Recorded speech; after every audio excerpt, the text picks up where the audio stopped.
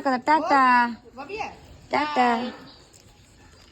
अब देखिए अब कितना खुश हुई, देखिए टाटा टाटा कर इसमें टाटा टाटा टाटा हमें टाटा किस दो अब बाजी नए साल के गाना, मुर्गा कटाई बड़का रोजाना की बोतल खुली अन्हारा में तोरा माई के दुआरा पे।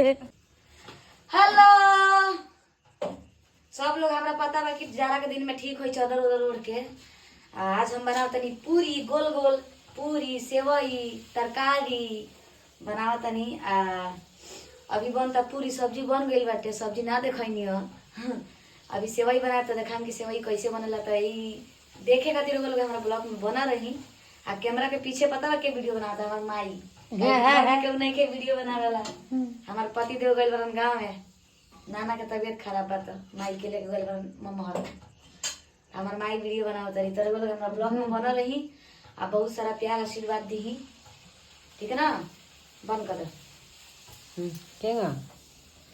तो फिर का बा हमनी के लाग गइल से अपना अपना काम में। हमार छोट बहन लागल भी अपना काम में, हम लागल बनी अपना काम में। हमार छोट बहन पूरी छानती है आ हमें लोहिया काटतनी।